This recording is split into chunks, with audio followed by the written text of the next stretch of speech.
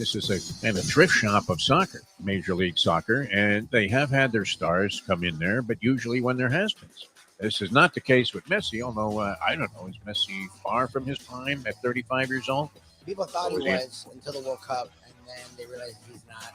But didn't they fix the World Cup? Wasn't the World Cup rigged so that Messi would win it? He had a lot of PKs, yes. Oh, come on. I mean, the guy would look at Messi cross-eyed. Penalty kick. All right, put him on the stripe. And it wasn't like he was booming these penalty kicks either. I mean, Messi's approach on the penalty kicks is great. He really does go by the old Brooklyn thing, right? Your mama. I was going to say, it's like your dream. And then dribbles one through the middle, not even like one side or the other. Look, I don't know much about the game in terms of what kind of skill it takes. The way he maneuvers through six guys, that the problem with the game is it usually ends up in a whole pile of shit. Nothing. He makes all these moves, and he's exhausted, and he's running, he's schwitzing, and, people are yelling and screaming. And then at the end of dribbling through six guys, the ball goes out of bounds, and the goalie picks it up and throws it to midfield. That's it. The time. Wake up with Defo, joined by Lubie. Welcome to the Defo Show.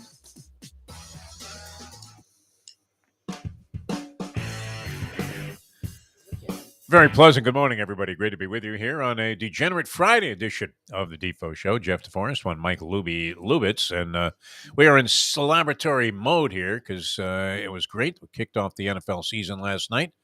I asked a question on social media: how many of my sick, degenerate friends have action on the Hall of Fame game? And it turned out I think everybody's about the entire world was betting this game. And we're going to post a number here, and I want you guys to take note of it. In fact, we should put it on the crawl there, listing our sponsors and the fine people that support this program, and that is 888-ADMIT-IT. 888-ADMIT-IT. Call that number right now if you had action on the Pro Bowl. I was inclined to give out the Jets and the under. The under is an annual annuity in the Pro Bowl game, or the Hall of Fame game. Pro Bowl, I guess you would always go over. I'm not sure they even have odds on the Pro Bowl because they don't really play a football game anymore, do they? Can you bet the Pro Bowl in the NFL now that they're playing flag football? Imagine that you're betting on a flag football game.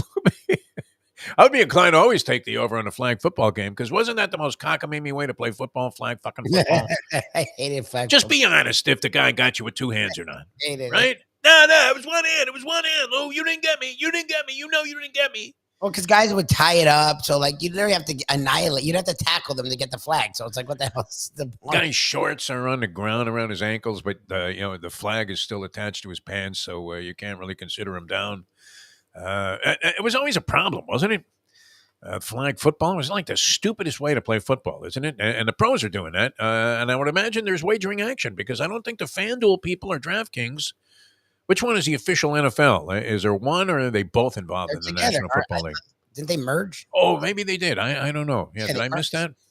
They still, well, you'll see separate stuff, but they merged. Like SiriusXM merged. Like I think they merged. Okay. All right. So they're all one entity now. Yeah. One big bookmaker. Well, that's not unusual, is it? No. I'd imagine, the five families in New York, if there were any independent bookies, they had a very short-lived tenure in the gambling business, and the big kahuna is usually going to end up ruling the roost. So one or the other, FanDuel, probably putting up odds on and demanding that the NFL put odds up on the Pro Bowl. Now, the Hall of Fame game is a different story, right? Because, it's not really how legitimate of a game is it? Everybody seemed a little bit too happy surrounding the Hall of Fame game, and maybe appropriately so. This you'll find out, Lubie. I don't know about you, but I got caught up a little bit in the sentiment. Oh, Jesus. I really did. Were you at all intrigued to watch the beginning of this ballgame? No. I wanted to see if my prediction came true. I was wrong, as usual. They threw a pass on the first play. Oh, yeah? It was not. They didn't get to the 2-yard run up the middle that got stuffed immediately until the third call of the game. They threw a couple of little dink passes to start it out. The Browns, very clever. And so they had the Jets back on their heels, this vaunted Jets defense, which nobody of any significance participated in the game. I don't know that I've ever seen a guy happier, though, than Aaron Rodgers. Maybe this is like the second happiest period of his time, followed, or eclipsed only by, the immediate aftermath of breaking up with Danica Patrick. Was it him or was it her? I don't know. She might be a very nice lady. It's very possible, but it just seemed like an oddball relationship, didn't it? And yet, I mean, he always seems sort of morose, detached, morose, Oh, yeah. aloof, distant. Yep, always. Always, right? Even when he's on there with Pat McAfee, who he obviously made a fortune for, because and this is weird. Now, I have never seen the Pat McAfee podcast except the clips with Aaron Rodgers. No, you're not going to watch a podcast. Well, yeah, I mean, I don't know if it was great, but wouldn't you? You're right. I wouldn't even watch this. We do it, and I feel bad saying it, but you're not. What you're not. You're you. Well, the problem is I don't know how to find him. It's like a lot of people. I don't know. You know, if it's once a day, it's half a dozen or maybe more. That somebody comes up to me and says, "Hey, what are you doing now?" I'm doing video streaming. Well, I can't get it. Yes, you can. Like, yeah, you can. All you gotta do, Google the Defo Show. It's so simple. Yeah, we're at the point we've done enough content where if you Google or YouTube the Defo Show, you'll find us. It comes up. Did they finally get rid of that thing about the bribery case? Yeah, Or is that down? Is that a little bit further down the listings there? It hasn't come up for a while. I don't know if I've ever. That is mentioned more in any kind of looking up my identity than Trump's recent arraignment, which got massive coverage. By the way, it was nice to see the Don back in Washington, wasn't it, Lubie? Slightly different circumstances than the inauguration in 2016, but Dandy Don. nice to see him back there, huh? It is weird, though. I mean, when he takes off in that giant, I mean, like an airliner that you would figure around, 200 passengers around there? And it's just him and his fat ass and a couple of McDonald's burgers. Ex-presidents have their own, like, I don't, like, is that a thing? There's a lot of I mean, not now, I guess there's not a lot anymore, but like every ex-president flies in like an Air Force One type plane. Like, well, he had that before. He just was able to put it on ice for a long period of time when he was flying around on a freebie on Air Force One, which I guess was a privilege that he enjoyed so much that he was willing to do anything to overturn the results of the 2020 election. So it's amazing. I mean, and I keep seeing these Republican sycophants getting up and go, "Oh, well, what about this? What about that? What about this? What about this?" This was incredible, right? Can you imagine a guy orchestrating? I mean, he's not even up on the charge of inciting a riot, because it would probably be difficult to absolutely prove, but beyond a reasonable doubt, even though you have a picture of him, a video of him screaming, "Let's go!" Yes, he did it repeatedly. That's what's funny about the whole thing is we don't have to.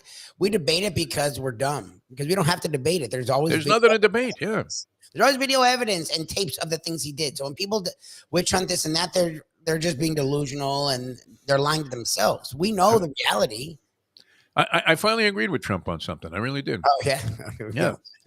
Because he was under an umbrella there, rain is pouring, and he's standing there doing his usual number. I mean, not addressing any of the facts of the case, which is that he clearly was orchestrating a deal to try and put phony electors and and have their ballots count for him in the Electoral College vote, and somehow swing the election that way, and or delay the vote so that it went to the House of Representatives.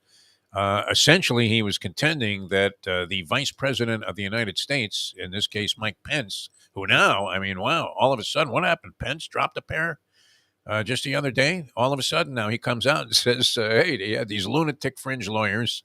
They were all giving him lousy advice, and he directly told me to do something that was as unconstitutional, and I couldn't do it. And then he told me I was too honest for not attempting to go ahead and go along with his bullshit. Too honest for doing his job.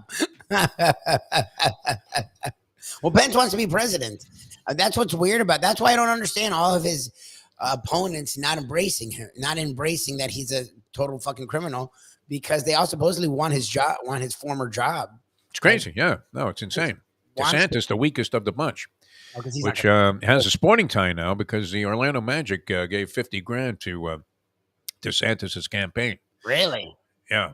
And that didn't sit favorably with the or their owner, the Magic or their owner. It was under the auspices of the Magic organization. Oh, it was. Yeah. Oh, you can't do that. Oh no, are you kidding? They support Ron DeSantis, that they're looking to promote Central Florida interests, and that they felt this $50,000 donation to a guy that says, hey, you know what, those slaves, I don't think they had it too bad. Unbelievable, man. I mean, how did this happen? But Trump was right about one thing. He said that this represents perhaps the darkest day in the history of the United States of America.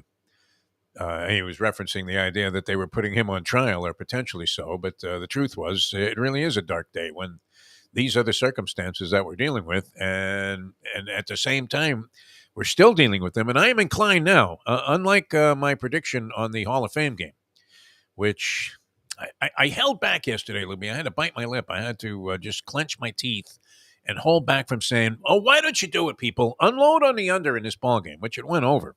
Yeah, 21-16. The professor, I think, had over, but it wasn't like way over. No, you needed a touchdown with like 9 minutes to go. After the first quarter, the under players were doing a Kazatsky. I saw several of them dancing in the parking lot here. These sick degenerates, at the Ocean Bay Club where I live. It's not exactly Mar-a-Lago, but, it's not a bad joint. But still, I mean, all of these people, a lot of people, retired, cops and this and that, and, firemen.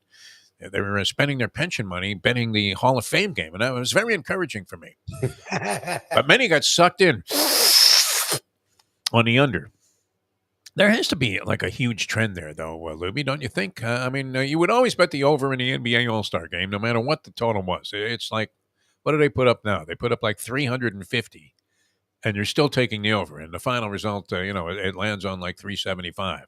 Oh, the NBA, yeah. NBA All-Star game, zero defense. They scored 200. The NHL, I don't even know what they do. Well, what do they do for an All-Star game now? We're not sure exactly how that is played or contested.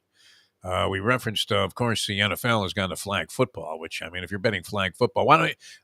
Remember, that was a big controversy here in South Florida where all of these people were betting on Pop Warner football games and they were fixing them. That's a great lesson in life, isn't it? I mean, that's something that you would think you would pick up on the streets of Brooklyn like I did, where little Johnny is taking $10 to go ahead and drop a couple of passes so that his father can cash a ticket on a Pop Warner football game. But wasn't it a big thing, youth football, and a big betting scandal here?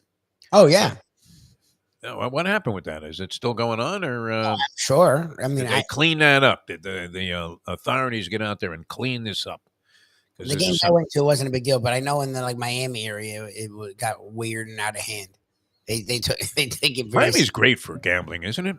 Oh, for sure. And it's real old school, and with kind of a Mexican, Cuban, Latin influence, isn't it? You have cockfighting in Hialeah.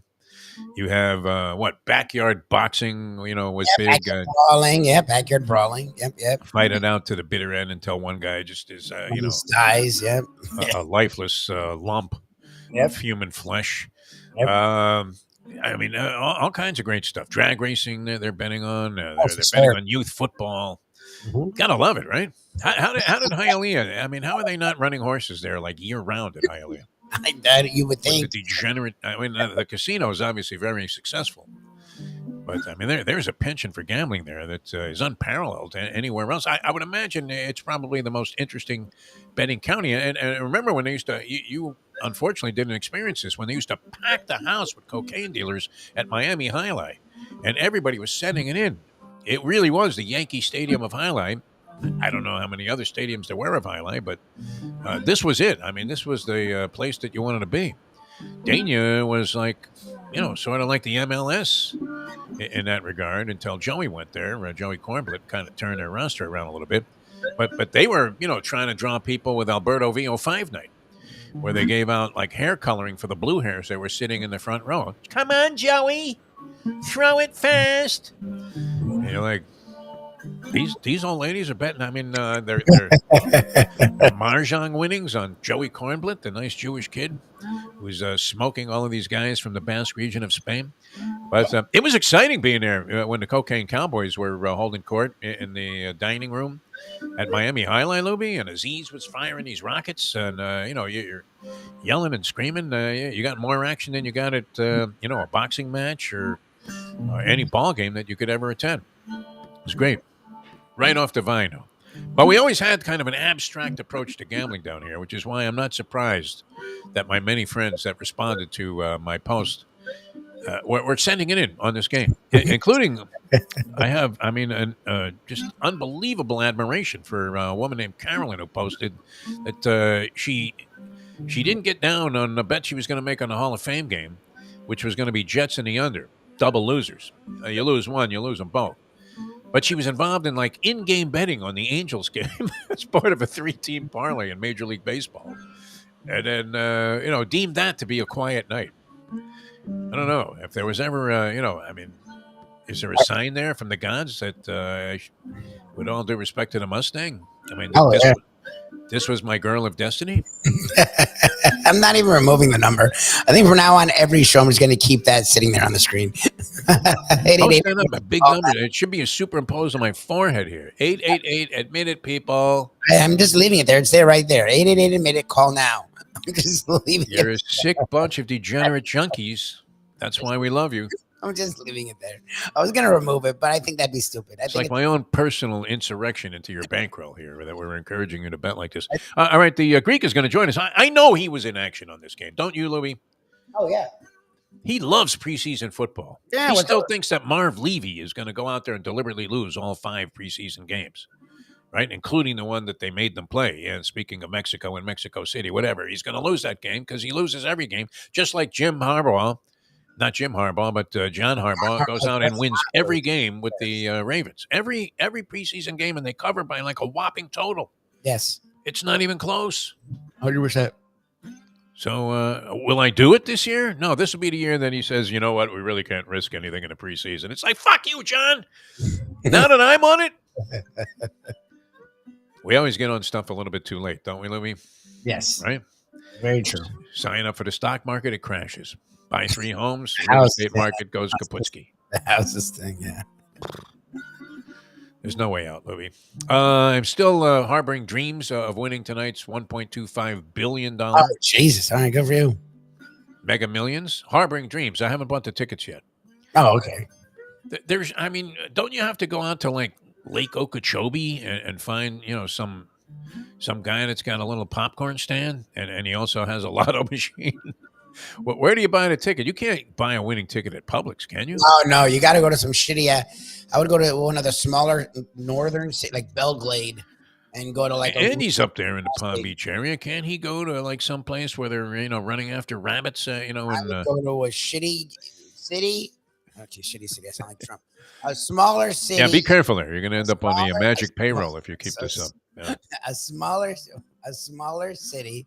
I meant a shitty gas station. I don't feel bad saying we all know what a shitty gas station is. Yeah, because it can be in any kind of neighborhood. It's not. You can be in nice neighborhoods and find it. It's got to be an independent brand of gasoline that doesn't exist anywhere else but this one individual station. Valero. There's one like by Ralph's gasoline. Yeah, cheapy Valero that I got fucked at. That they used to jack your credit card every time you would actually. Oh yeah. The owner put the skimmers on the pumps. Fucking Valero. So you go, and that's a nice area. They just had that fucking Valero. Yeah, it was so cheap. It was always like 20 cents cheaper. There's a reason. Yes, they're making money on the other end because they just bought 2 Gucci bags. Speaking of the Greek, with your card on your credit card. Yeah, small city, a really shitty self-owned gas station. You have to go to like Clewiston or something, don't you? 100%. You go visit the grave of Hector Camacho, and then you buy yourself a couple of Mega Millions tickets, hoping that you have the winner there. Do you go pick your own numbers, or do you go strictly with the quick pick? Honestly, I always do pick on numbers, but I never win anything, so maybe quick pick. I don't know. That's an interesting. Doesn't it suck if like your numbers are due and you didn't pick your own individual numbers? I'm too lazy to fill out the card. And then you can always, you have to blame yourself if you had like 4 out of 5 in the Powerball and got $100 instead of, the 1.25 billion based on missing the thing by one digit. What? It's like I always say, and my mother, may she rest in peace, but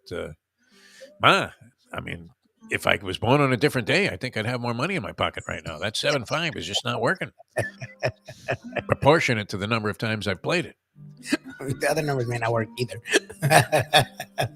No other numbers work, right? Everybody's got their numbers. None of them ever work. The only ones I know that work all the time. Jersey Kyle's 61. Yeah. Yeah, his numbers work. That's it. The black saddlecloth and the red, they come in, and it's like you can hear one guy whooping and hollering, yeah, I got it. Jersey, you didn't tell me you were going to the track today. Exactly. That's how you know he's there. As if it would come as some surprise, right, to find a guy there. All right, we're coming back with more. The Greek's going to join us. We have the professor with a big board and some college football predictions. Yes. As we're right around the corner from the college football season. We had the Hall of Fame game last night. NFL is underway, although I guess everything is tabled until what? A week from Saturday? Yeah. A week from tomorrow will be the... I think Friday. I think you get games on Friday. But that'll be the first round of games, actually, is not for another week. They don't have any other games this weekend. It's Friday, August 11th. Okay. And they only play 3 preseason games, and nobody cares about them. No one. I mean, they're just going to call him Jolly Rogers pretty soon, aren't they? Aaron Rodgers. Have you ever seen a guy look happier in your life? Yeah, he's not out there getting annihilated yet. We'll see. We'll see what happens when he gets behind that line. The first time Mekhi Becton tweaks a knee and goes down and allows a guy to blindside him. Yeah, we'll see. And hit him with the full thrust of a man traveling at like 30 miles an hour that just happens to weigh 360 pounds of solid Victor Conte-laced muscle. Look, I don't think this is going to be bad, obviously. I think they're a playoff contender. This Rodgers we've seen, this happy-go-lucky Rodgers. I've never seen a guy happier, honestly, in any sport or any endeavor in life. Have you ever seen a guy look happier than Aaron Rodgers does right now? Nope. And they had a collage of pictures of the different things that he's attended when he's at New York. I mean, they have him like with a little tail on, and he's starring in Cats. The remake on Broadway. He's eating a Knish. Yonah Schimmel himself comes out there. Yonah comes out there, gives him a cherry cheese. It's amazing. You're winning in New York, there's still going to be times that are bad, right? So in Green Bay, like he got mad that one year when he was like, relax, everyone, and they were horrendous. They started really bad, and he's like, oh, relax, we'll be fine. And I guess they figured the stuff out and got to like the NFC title game. But like this is New York, things can be going well, and they're going to find a way, especially Jets fans. They're going to find a way to bitch. Yeah. The thing is, let the season start, and let's see what Aaron Rodgers. Well, I mean, I'm sure there'll be a letter to the sports editor somewhere, and I didn't see it published here in the Post today. They didn't have that column. That implies that Rodgers cost them the game last night. Exactly. And that the whole experiment is a outright failure right from the start. 100%. They equated him with Giancarlo Stanton. That's a bust. In terms of being a bust. All right, we're coming back. The Greek's going to join us, and then we got our full lineup. Mike Mayo later on at Gambling Gourmet. Mayo was in fine form yesterday on that sandwich, wasn't he? That was great. Unbelievable. And we realized, I mean, it took me a while, to realize that really is the entertainment quotient on that show. I guess. Seeing Mayo just shovel something into his face like that, it's fantastic. It really is. I mean, and he does kind of do it in the same fashion as a Joey Chestnut, doesn't he? The way he pushes that. I mean, he's got the technique down. I think he could be, a professional leader if he would do a little training. All right, back with more in a moment. Now that. What am I talking about training? I mean, every day at 12 o'clock, he's getting himself in condition for the next Nathan's contest. It's 7:32.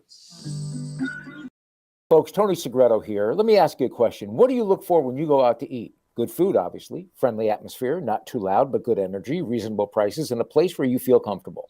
All those ingredients, no pun meant there, are hard to find unless you're talking about the Texas Roadhouse. You see, they encompass all of those attributes. Really, really good food, amazing atmosphere, good for a family, good for a date, or just a night out for yourself, and prices that will make you extremely happy. Their ribs unmatched. Steaks hand-cut every day. Everything, and I mean everything, is made on site, including their incredible bread. It's the one day, folks, that you can forget about low-carb diets. Trust me when I tell you, Texas Roadhouse, your restaurant, your destination when you say, where should we go and eat tonight? From the newly renovated sports bar to the beautiful bayside views captured at the Tiki Bar, Jimmy Johnson's Big Chill has it all. Located at mile marker 104, the Big Chill also offers waterfront dining while experiencing breathtaking sunset views of the Florida Keys. It's simply the hottest spot in the Keys to cool off. That's Jimmy Johnson's Big Chill at mile marker 104 in Key Largo. For more information, call today at 305-453-9066. Recently,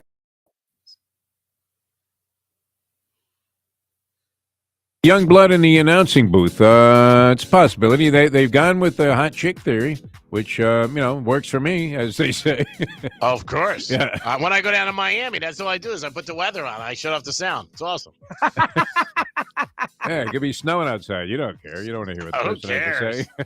It's now time for the Defo Show. Welcome back to the Defo Show.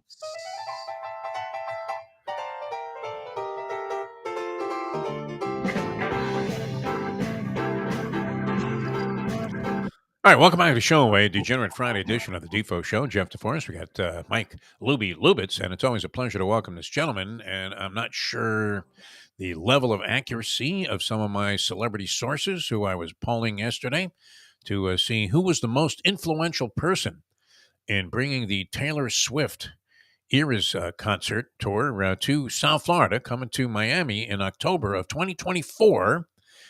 And everybody pointed a finger in one direction. Yeah, Louis. I was going to say, you're not sure. I know who it is. What are you talking about? The guy who got it done was the Greek. Obviously. Greek, how are you, my friend? How are you guys on a great Friday in South Florida? I'm doing good. I'm having breakfast outside in Boca, talking to you guys. Taylor Swift, I didn't have anything to do with that. I would walk her dog, but I really wouldn't be interested in seeing her. But I got to tell you, I counted last night. I got 33 phone calls and text messages for tickets for her. And I haven't seen. Well, you're gonna get 34. What are you gonna? Who are you gonna hit up? Your casino host at the Wynn in Las Vegas? I mean, how are you gonna? Will you score tickets? Will you score tickets for this for anybody? Greek. That's the question. If I want to, I can do it. I can get you in the Vatican Easter Sunday. I mean, that's a stupid question. And of course, I can. Will I? I don't know. No, Yeah. I don't. I mean, obviously, let's put it this way. What she did this week, she gave everybody on her team $1 million bonus. All the truckers that take her gear, all her dancers. I thought really? that was very, that was very nice. Oh, good for her. She's making, $30 million a show, but still, she gave everybody $1 million. She spent over $7 million in bonuses, which I respect, which is, very nice. Yep. Have I ever been a fan of hers? Not really. I mean, it's not my genre, but she's successful. I mean, people just go crazy with her. I mean, they get obsessed. My wife's nuts. In Tampa, she was sold out, and they had 20,000 in a parking lot to hear her outside. Yes. I mean, it's just crazy. What the fan, but I mean, and what everybody doesn't understand, and now they're knowing it. Everybody thought it was this October. I'm like, it's 2024. You may be 24. Yeah, It's nice. it's not around the corner. Yeah, so Exactly. Yeah. We'll see. I mean, but between her and Messi, I think those are the two biggest tickets people are asking me for. Oh, you can get You got any pull with New York Giant tickets when they come to town, Greek? I need 3 for a friend of mine in New Jersey. I can't get you 3. I can't get you 3. No, I didn't say free. I said 3. 3. I said I can't get you 3. 3 is an odd number. Oh, 3. Okay. Or like yeah. 2 or 4. Okay. Yeah, 2 or 4. All right. Well, 4 might be appropriate. If you can pull them for free, I'll take the 4. He said I'll go with them. Said 2. 2? Oh, limit? That's Yeah. it? 2 for you? Stop. All right, very good. I mean, we have money on the yes in this proposition bet. Yes or no? Was the Greek involved in last night's Hall of Fame game? And did you bet the first half only? You got to be crazy to bet that game last night. The Hall of Fame game, it means nothing. Of course, I had money on it. And? It was okay. It was a break-even proposition, but it was fun. What do you have? You had the Browns and the under? Under and Browns. No, the under. I'm going to say you had, I say Jets and the under. over. Jets and No, the under didn't come in first half for the game. Everybody always bets the under in that game, but came out over. Yes. It was over. Both halves. And they really teased the unsuspecting betting public out there, because after the first quarter you thought, this game's under. It's a cinch. Nobody's going to score. Yeah, bringing in like fifth string quarterbacks, guys that you never heard of, even if you were their parents. Yeah. And they're throwing touchdown passes down the middle of the field. It was great. It was just good to see football. I mean, who cares? You know what I mean? It's like you're just like somebody owes you $5,000 and they come to your house and they drop off $37. You're just happy. Yes. Well, not that happy, to be honest with you. You're giving me 37 on 5 dimes. I don't ever want to see your face again. Keep your 37. Hey, 37 is better than owing me $5,000. I mean, that's the way I look at it. I look at it more along the lines of the theory in the Bronx Tale, right? Where if it costs you $20 to get rid of that guy for the rest of your life, you came out way ahead. That's for sure. All right, so you were in action, and have you ever seen I know you to be a very happy guy. I mean, it was a brief period of time there, and we don't want to get too into the Oh sort of details, God! but You where always you were a little bit down. But in general, I mean, that was one of the appealing things I always found about you, Greek, is that no matter what, you come in there, you're giving out bottles of Tito's vodka to everybody. Here you go. I mean, kind of like the Jimmy in Goodfellas, right? Where you walk in, you grease everybody. It's fantastic, and always in a good mood. So yeah, I can't imagine that you would ever get down about a situation under any circumstances. Well, I had the life. I mean, so how could I? My father always said that because you live like Yeah. a friggin' movie star. So how am I going to complain? Because the girl who's doing my manicure gets supported. I can't say anything. oh, jeez. Yeah. No, it's fantastic. It's a good way to go. All right. And I thought the jet theory had some validity. We were trying to figure out what we were going to do with that game. I ended up doing nothing, but because Zach Wilson, who actually looked okay. Have you ever seen a happier guy? I mean, than Aaron Rodgers is what I was going to get to before, because he's the only guy I've ever seen that looked happier than you in general. If you watched him for the last, ever since he was acquired by the Jets. Well, I mean, he went from Green Bay. I mean, I think Aaron Rodgers is still one of the best quarterbacks in the NFL. I put him in the top 5 easy. He went from Green Bay there. He gave up, $75 million on his new deal. 35 million, excuse me. I think he's a great quarterback. He just bought a house in Montclair, New Jersey, right? That was the town next to the town I grew up in. I think it's a great win for the Jets all around. He says he's going to play 2 or 3 years. The last time that we talked about, the Jets had a 4,000-yard passer was Joe Namath. Oh, Jesus. So I think it's going to work out good for the Jets. Are they going to win the Super Bowl? I think they're overinflated, the odds. Like, I think they're 13-1. I think they should be way higher in that division. But I think it's a win-win for the Jets all around. The Jets have a very good defense. If they get cooked, they got the other kid, the running back. They got some good wide receivers. He'll make them, contenders. I mean, I think they do have the hardest schedule in the NFL, 1 or 2 based by the experts. So it's going to be tough. I mean, the first week they played Buffalo, and then they played Dallas. Forget if he goes 2-0. Everybody talks about him going 1-1 or 0-2. He goes 2-0. The Statue of Liberty is going to get another torch. Crazy. Well, that was Jersey adorning the figurine there. The old lady herself. That'd be great. I've never seen a guy have a better time in New York. Under any circumstances. They could have put Michael Jackson in a room full of 8-year-olds, and he wouldn't have had a better time at the Waldorf Astoria. No, Ken will be proud of that comment. Yeah. Then Aaron Rodgers. I mean, he just. I mean, he was in Green Bay counting cheese. 100%, 100%. Thinking, hey, these cheese curds are pretty good. Exactly. For 15 to 20 years. 19 years? How long was he in Green Bay, this poor soul? Imagine 17. that. Oh, my God, 17 years. I mean, after 12 years there, everybody looks like Fuzzy Thurston. Wow. Great history. Exactly. Nitschke, yeah, the epitome of a tough guy. Oh, Unbelievable. All right. And what are you looking to now? I mean, are you still involved in betting baseball? Our Marlins took it on the chin, losing 3 out of 4 to the Phillies, but still are very much alive in this playoff race. Half game behind Cincinnati. Yankees, In the Yankees are only 2.5 out of wild card. Bet against the Mets. They got more troubles than Trump. I mean, the Mets are in disarray. Yeah. Stephen Cohen called me yesterday. They wanted to borrow $35. I said, come on, bro. I can't. Call Zuckerberg. What, you own $5,000? Yeah, I mean that was another great example of a team trying to buy its way into something and then ending up looking. I mean, you talk about an omelet on your face. That that backfired completely. So much optimism, though. I mean, I'm following his story, and they're resigned to it, though. And that may be, you mentioned the Jets.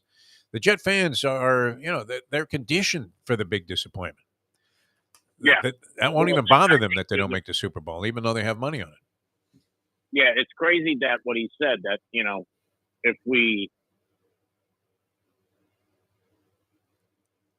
Did we lose the Greek there? Let's Greek. see. Yeah, I'm here. Can you hear Oh, me? there you are. Yeah. I thought maybe you were shoveling some pancakes and trying to get the breakfast done before you have to go to work.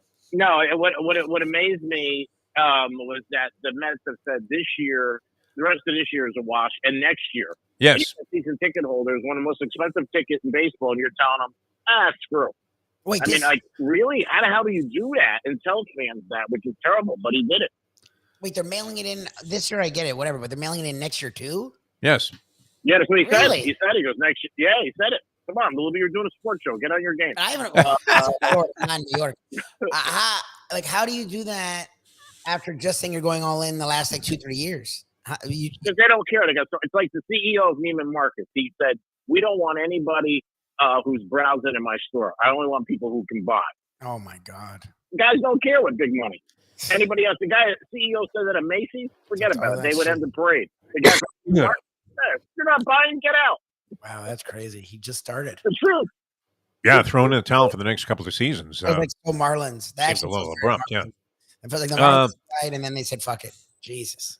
All right, so you're still following baseball then, and you're in on the Yankees. You're going to play them to make the postseason. No, they won't make the postseason. They can't score on a Vegas strip. But I bet against the Mets. I would say on the Orioles. They're a very hot team. And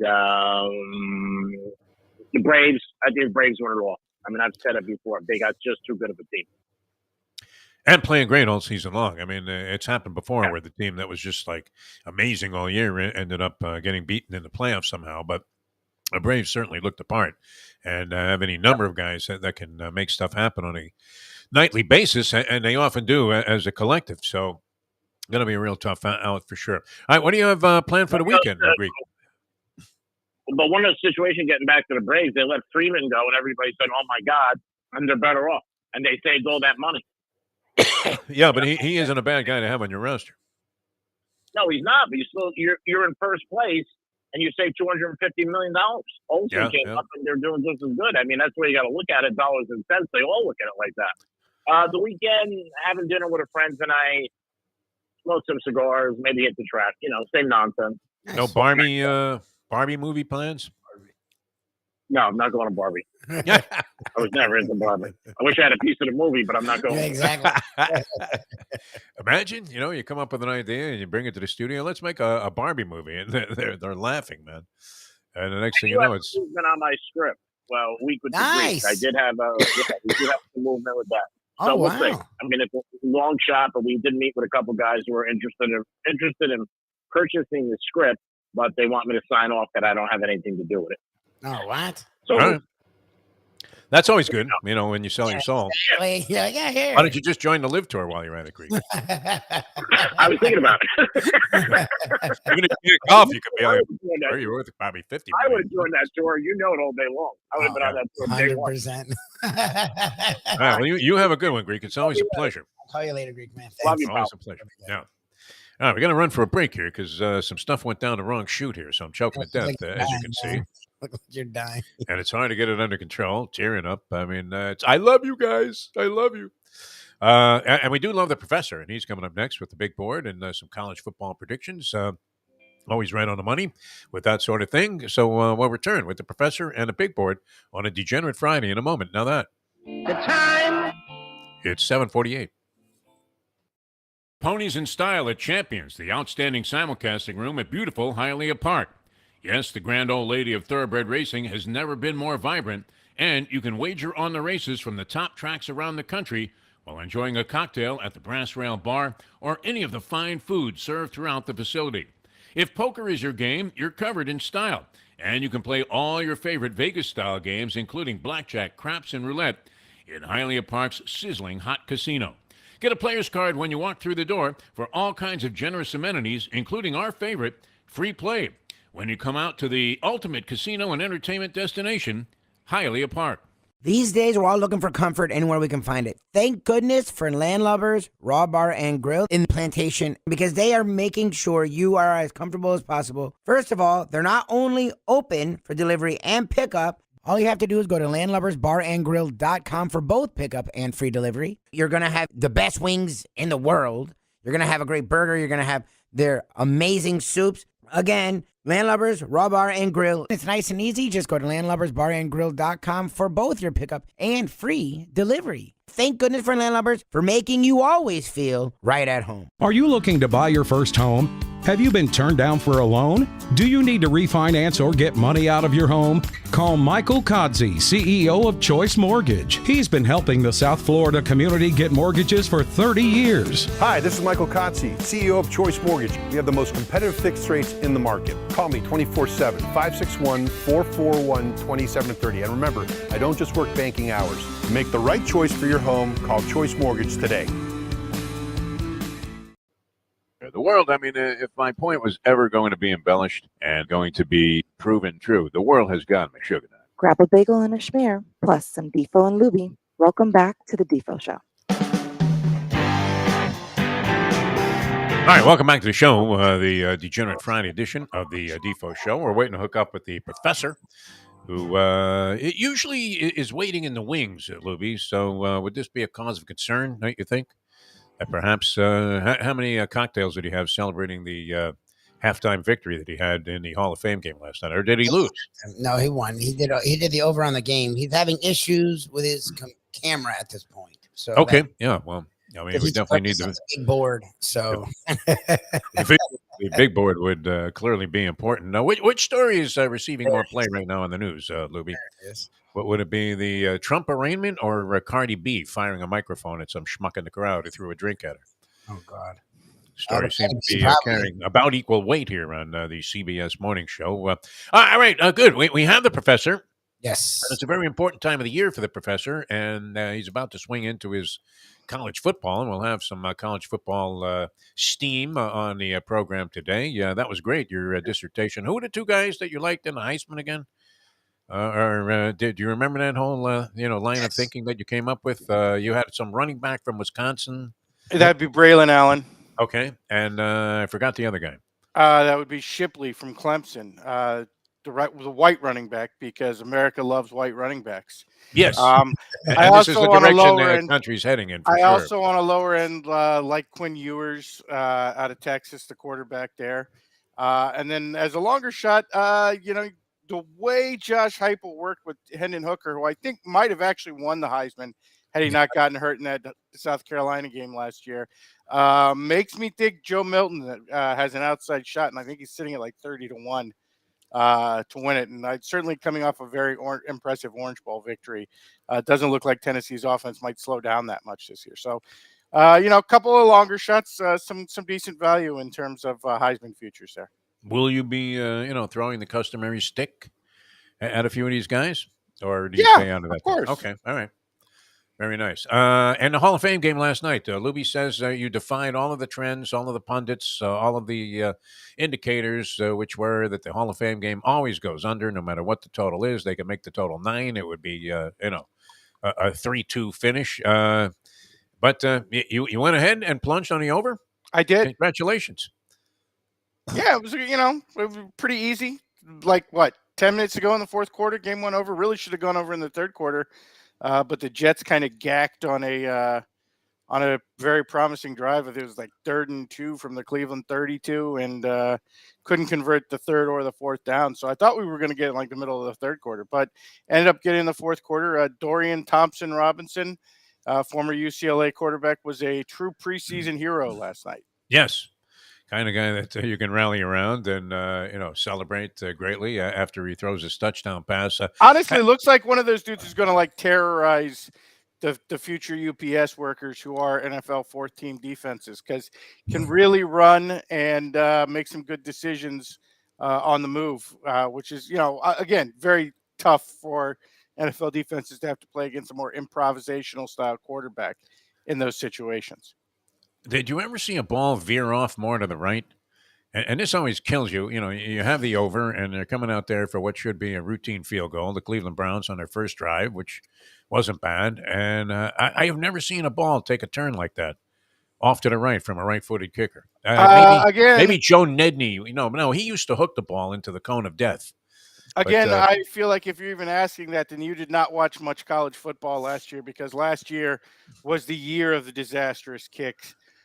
Started off early, the Florida State game, where the game's getting ready to go into overtime, and LSU's kicker, it was a quote-unquote block, but LSU's kicker literally kicked it into, like, the guy's face mask. Like, I don't think the ball got more than 7.5 feet off the ground. Might have gone under the crossbar, even if it hadn't been touched. And really kind of peaked, I think. I mean, it went on all year, but kind of peaked in week 3, where this is the only time I've ever seen this in history. The Arkansas-Texas A&M game, where a last-minute field goal for Arkansas literally hit the top, not the goalpost, the top of the goalpost. And there was so much bend in the goalpost, it ricocheted like 20 yards back into the field of play. Normally when you see it hits the goalpost, it goes straight down, it lands in the end zone. This landed at like the 30. Nobody knew what to do. It was a dead play, but everybody was confused because they had never seen a ball come off the goddamn back wall of a highlight ball. Yeah. Joey was out there ready to throw a rebote off of it. But yeah, I mean, last year at the kicking game in college decided a lot of games, and it was really wild. Yeah, but this looked like it had a gyroscope in it. I haven't seen a ball, and when they showed it from behind the goalpost originally, I thought, oh god, the guy shanked it off to the right there. But again, I feel like after last year in college, I have seen every variation of missed kick that is humanly possible at this point. The way the ball spins, I think one guy actually kicked it sideways on an onside kick where they just put the ball flat on the ground and he kicked it and it spun like a top. Yeah, for like 15 yards. I don't think there's anything new I can see in the kicking game after last year's college football season. Has there been some kind of rule change that I missed? I'm watching these guys kicking off, and they all lined up as if they were kicking a field goal instead of the traditional run up. Yes, there has been an NFL rule change. Is that right? I mean, yes. So you're not allowed to run up and kick the football? I mean, at some point, I genuinely feel like they're going to go to the XFL or USFL model, where either, where the kickoff is so effectively neutered one way or the other, because so many injuries on collisions that they may even go to some sort of just totally eliminate the kickoff model and start the ball at the 25 kind of deal. All right, makes sense. Yeah, I read something about that where they have adopted one portion, I guess, of the XFL deal. But then does the XFL line up the defending team and the team that's kicking at the 35-yard line of the opposition? Correct, but you're not allowed to move until the ball is caught by the opposing team. And theoretically, which I guess practically it would apply also, you don't have this huge momentum of players getting 50 yards of steam before that's the theory behind it. The collisions are lessened because the amount of distance is less. I don't know that I think that's actually true, because I think most guys who are playing special teams in the NFL can get up to full speed within 10 yards, but I am not a physics professor, so I do not. I don't know the math behind it, but I suspect that particular strategy isn't actually effective. See, I thought they were going in the opposite direction when I first read that the XFL still had the thing where they put the ball in the middle of the field and the guys, run from 20 yards away and they dive. No, that died with Vince McMahon. As they're screaming, I honestly I didn't actually think that was that bad an idea. I thought that was actually kind of more interesting than the traditional coin flip. Not that I have a huge problem with the coin flip, but I thought that was kind of a fun way to do it. Kind of fun, except what? I mean, the first 12 guys who got involved all ended up with concussions. You haven't seen much of He Hate Me in the last 10 years, so very possibly, or his twin brother. Very possibly he's got CTE. He hate you because he's no longer cognizant. He hate me is speaking in Hebrew now whenever he addresses, his career in the XFL. All right, you were getting ready for the college football season. You had the great theories about the Heisman Trophy thing, which, if you're inclined to take that kind of a shot at stuff, you're getting tremendous odds, which is always very favorable. You feel like a champion of the world at the end of it all when you're collecting it like 40 to 1. What are you looking at as we get set to attack what will be a very soon oncoming college football season? I think we are looking obviously at the end of an era with the last season of the 14 playoff and the new expansion into the 12-team playoff coming next year, with the conferences getting ready to realign along with that playoff. We're going to see Oklahoma and Texas moving to the SEC. At least the LA schools moving to the Pac-10, although moving from the Pac-12 to the Big Ten. Although, the rumors are that the Big Ten is aggressively looking at a number of other schools, but people are expecting at least Oregon and Washington, and very possibly a couple of ACC schools to jump to the Big Ten. I think Florida State, Lubie's own, is met with their language, is clearly indicating that they would like to be included in that SEC expansion, although the SEC is currently saying the books are closed. No new applicants. But I find it hard to see a scenario where at least Clemson and Florida State wouldn't be in strong consideration for another round of SEC expansion.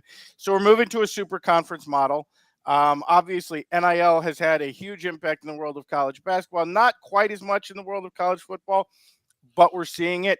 And then obviously the transfer portal has already paid huge dividends in the world of college football, and we'll probably only see that continue to expand. So, it is a brand new era of college football, and Lubie and I were discussing it last night. You go over the last decade. If you had asked me at the start of the year, Ken, give me 4 teams, I could have given you 4 teams.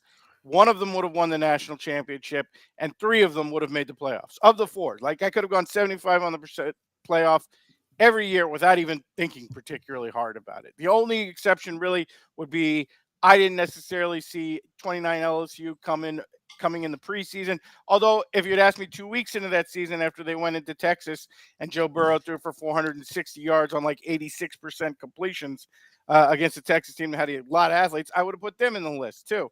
So, I think this is the first year in a long time, in probably a decade or more.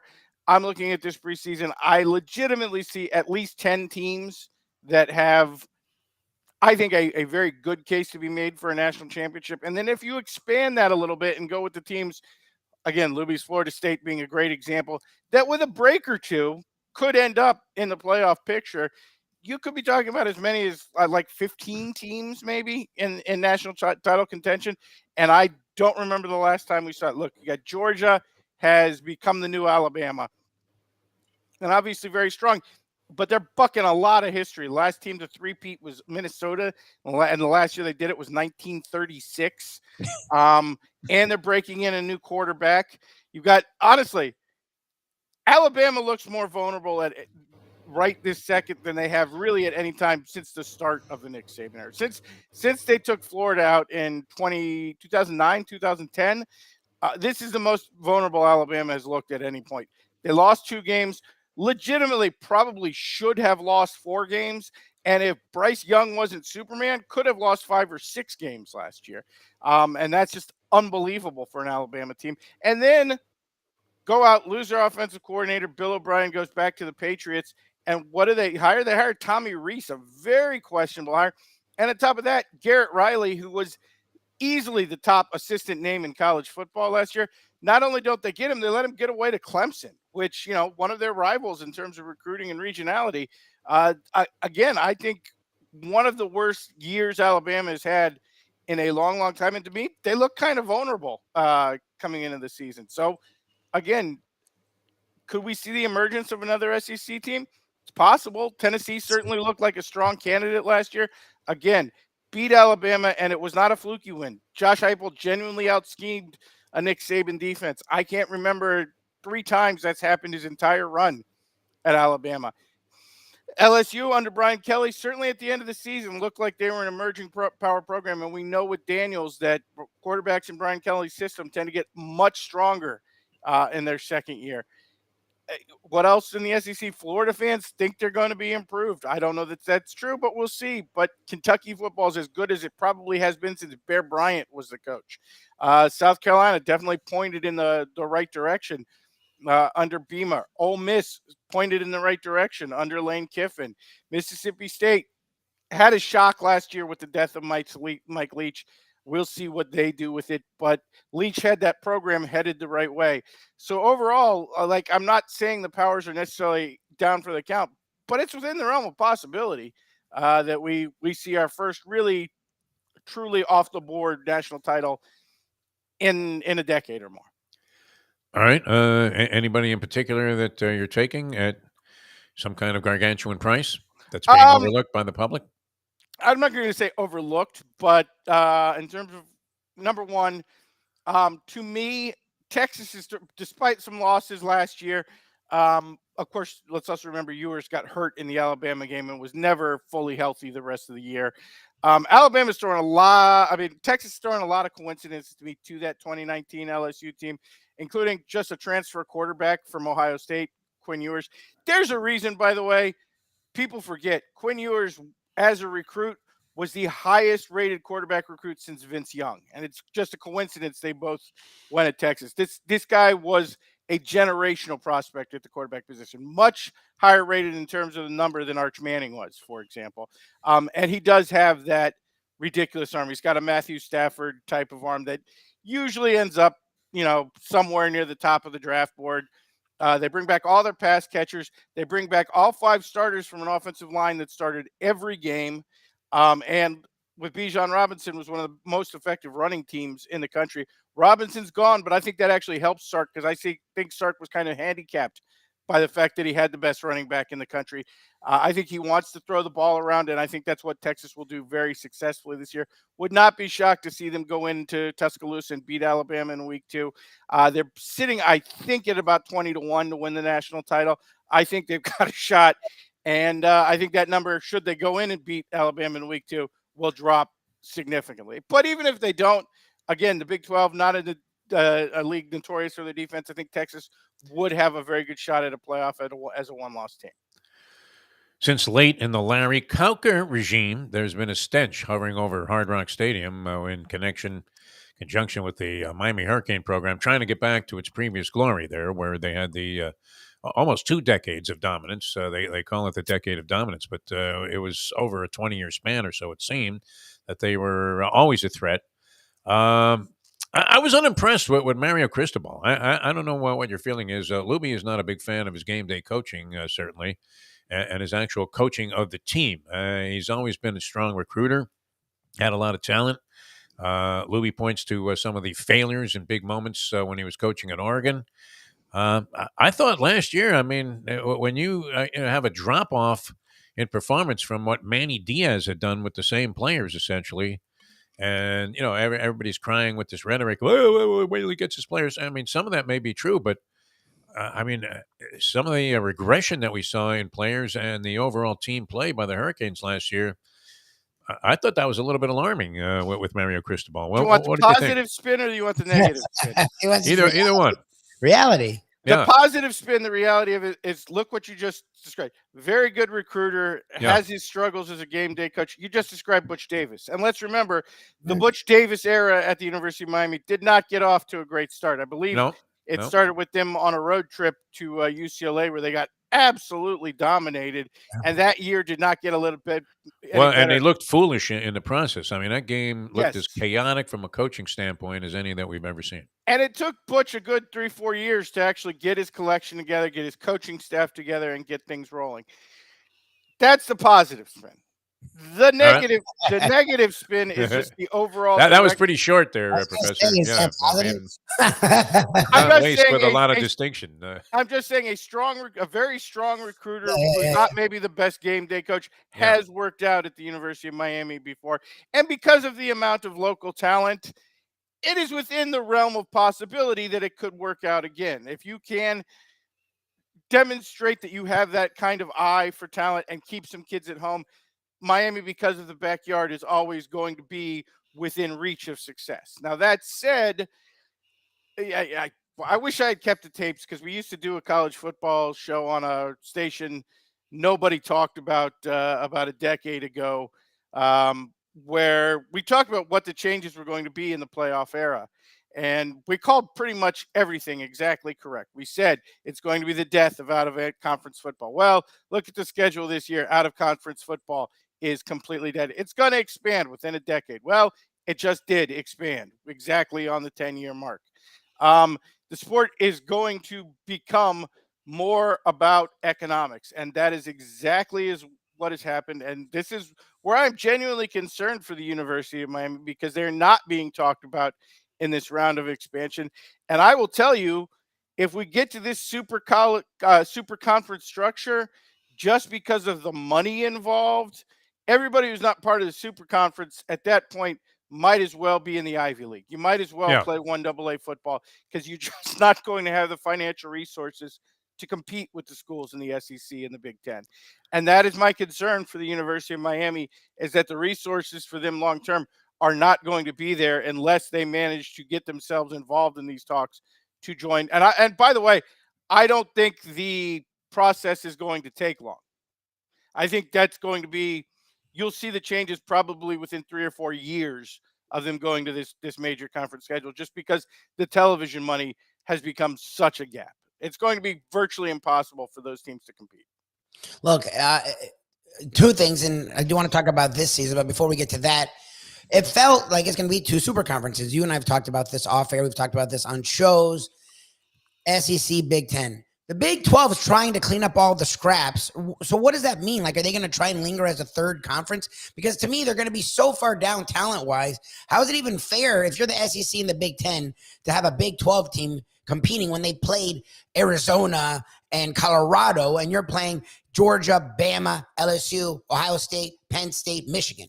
Like, how is Big 12 going to hang when they're clearly trying to? They're trying to get the scraps, but to me, the teams are getting are not even in the same breath as what the SEC and the Big 10 are going to have. Well, I think in terms of the way it's going to work in this expanded playoff is obviously the ACC and the Big 12 are counting on an automatic bid for their champion into the playoff, and they're hoping that they'll be able to compete through that they'll be able to send one team to the playoff, maybe win a couple of games, and hang in as a conference that way.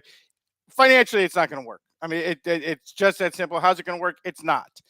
There's actually a lot of discussions this week because the Big 12 is trying to sort of pick up some of the scraps from the Pac-12, but they've already said we don't want Washington State and we don't want Oregon State because the television markets are too small.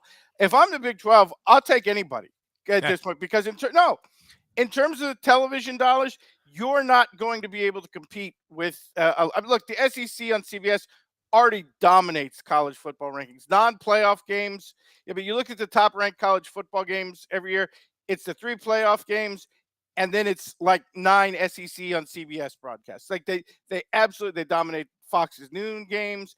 They dominate the ratings. So in terms of moving forward, you're not going to be able to compete with that. Fox is committed to the Big Ten, a big package. The Big Ten network has always been a huge financial success for the league. The Big Ten financially will stay in. But a league like the Big 12, you might as well hope for as much gate as possible, because the TV dollars are not going to allow you to compete. So you might as well take schools like Oregon State and Washington State, who, yes, they don't have the television markets, but again, who's your big television market that's going to be left in the Big 12? Are you saying TCU is the team of Dallas? Because they're not. Go to Dallas, see how many goddamn TCU fans you see compared to Longhorn fans. They don't exist. Stillwater, Oklahoma is your big television market. Like, again, you don't have any television markets. You might as well not worry about your television deal and just get as much live gate as possible.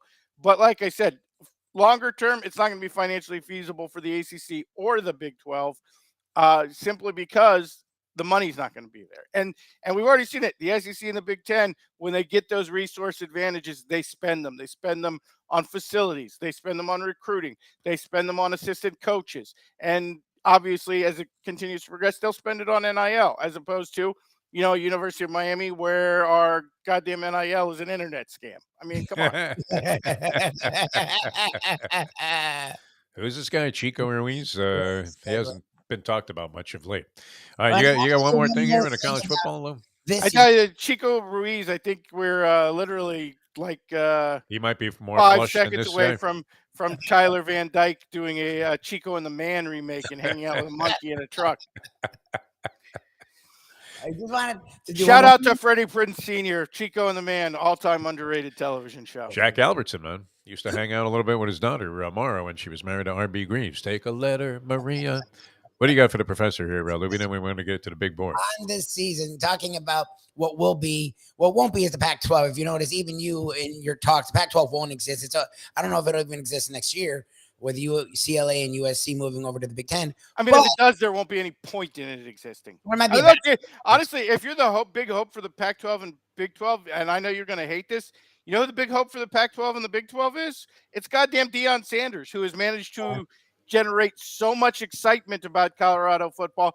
But I personally think they're going to get into the results and they're going to win like 2 or 3 games this year. And everybody go, oh, Dion and his kids suck. Like, I don't see a lot of hope. But if Dion can somehow generate some results in the first couple, 3 years, that's sort of the program that represents the hope for the Pac/Big 12 right at the moment. Well, but talking about this year, before they disintegrate, the Pac-12 is actually the opposite of the SEC this year, where Oregon, Washington, and Utah, they're 3, I guess, powers right now outside of USC. Well, including USC, all 4 of those powers all return their star quarterbacks. Bo Nix, Michael. Yeah, Penix, and I think that sucks for Pac-12 leagues. I think the Pac-12 is going to be, number one, very exciting, and number two, absolutely brutal in terms of game because the quarterback play is at such a high level. Look, Bo Nix, and Caleb Williams, Penix Jr. at Washington, Cam Rising, who has done nothing. Yes, he actually looks like Keanu Reeves in those movies, so you can call him Johnny Utah. And all he does is win football games. Caleb Williams, obvious number 1 NFL draft pick. And that's forgetting that Cam Ward was very effective for Washington State last year. Looked like a kid. And if DJ Uiagalelei is going to turn it around, Oregon State's not a bad I think road games in the Pac-12 this year are going to be absolutely freaking brutal. I wouldn't be surprised if by the end of October, everybody in the conference already has 2 losses and is out of the playoff picture. I certainly think by the time we'll get in the middle of November, nobody there's a 1% chance that USC will have managed to bring in enough transfer portal talent on the defensive side of the ball that they're going to shock us. But I think that's like 1%. And outside of that, I think the Pac-12 is going to be brutal this year. I wouldn't be surprised if the conference champion ends up with 3, maybe even 4 losses and is still the conference champion, and they are out of the playoffs way early. Look, everybody knows I love USC football. I love staying up at 11 o'clock at night for late kickoffs in the Pac-12. I think that it's going to be a really fun league to watch, but I think in terms of gambling, it's going to be a brutal league, and I think in terms of playoff, there's like a 0.111% chance that the Pac-12 has a representative in this year's playoffs. All right, the professor, any action? Is Australian rules over? Did they decide the championship? What's going on? As you know, we called it last week, Port Adelaide laying 13.5 and straight up loses as both them and the Magpies bounced hard off their big matchup from 2 weeks ago. This week we bounced back again.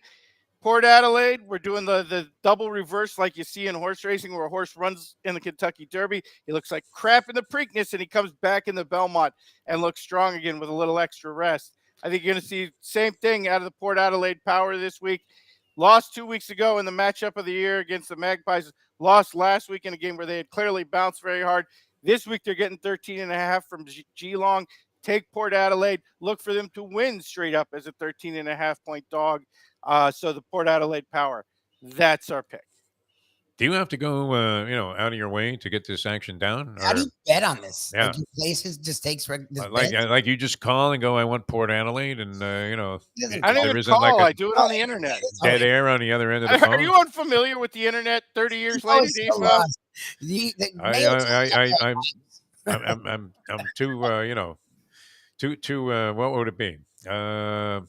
Antiquated. I would be so careless if I got involved in internet gambling that it would be over for me a long time ago. You have TVG, right? You can bet the horses on the net, right? I could. Yeah, I don't though. I stay out of it. Yeah, it won't go near it. It'd be too tempting to bet every race that's on. Because honestly, I was with Mayo a few weeks ago at Gulfstream, and we're at the track, and he's not even going up the window. He's just betting the races on his one of phone. those weirdos that just bets on his phone. But you do get nice rebates on that. If the Andy Man has told us, basically the horse racing people, we'll send him a limo to drive him to Belmont if he wants. They would take him, to the Palm Beach Kennel Club. I mean, on their back, carry him rickshaw style. If it pleased him, because he's sending it in. He's got the weirdest thing of all. I don't know. You might do this too, Professor, because you believe in degenerate accountability, which I don't. I don't want to know the numbers, but yes, I want to know the numbers because I want to lose money. I mean, come on. Well, I'm used to losing money, so I don't want to know the numbers. Yes, again, this is the reason I do stupid shit like have restaurants and was in radio, so I don't spend all my time in places that are just Yes. going to lose me money. We often wondered what you were doing there at WWNN. Okay, so because it avoids me being at like a craps table or a roulette wheel where Your car made the general managers look like a geo prism, and you're running the board, he's running the station. Saying, "Hey, are you ever going to pay your tab here, Mr. DeForest?" Yeah, that was great. All right, so we got Port Adelaide again, right? Or are we doing a double reverse on it? All right, big board this week. There was a lot of stuff, both in and out of the world of sport, my friend. So I'm at Landlubbers last night doing trivia with Lubie. Again, another one of those. I heard things Gurgle showed up too. Occupy myself. Yes, Gurgles did an excellent job of dragging the Chronics down to a 1-point loss. Always very satisfying for us when not only do the Chronics not finish in the money, but they do it in a heartbreaking fashion. Yes, is always one of our favorite evenings. And I'm talking about last night's game, and Lubie's like gives me that look, and Defo, you're familiar with this look. Yeah, where he looks at me and says, "You didn't really bet the Hall of Fame game, did you?" And he's got that look on his face that just says, "What is wrong with you, you sick fuck?" My mother used to give me that look constantly. Exactly like Defo's mom's face. I don't know what to do with you. Yeah. No, that's great. I would have gone with you over honestly, maybe. I thought I had pretty solid logic on the Hall of Fame game. If you watch the Jets in 2022, Strevler was a terrorist to back up defenses, although turns out he didn't play. So, that didn't do us a lot of good. And we did like Dorian Thompson. I thought the logic was solid.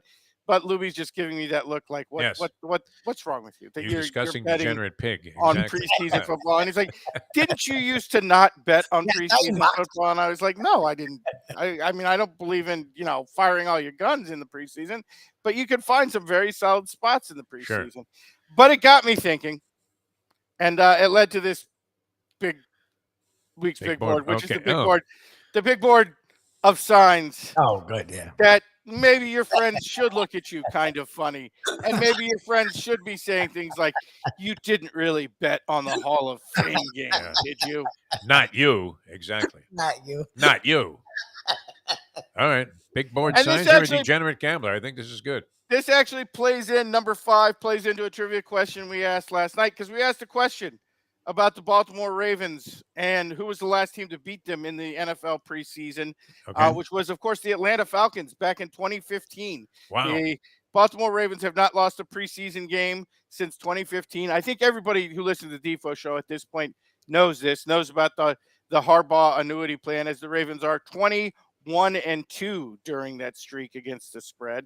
They 23 games, 20 wins, 1 loss, 2 pushes during that span. That's unbelievable. Think about that. And that takes us to number 5, which was confirmed last year when he went to a Pro Bowl. But every degenerate already knew Tyler Huntley is one of the greatest quarterbacks in the history of the NFL. No man has made people more preseason money than Tyler Huntley. Tyler Huntley is the Michael Jordan of NFL preseason games.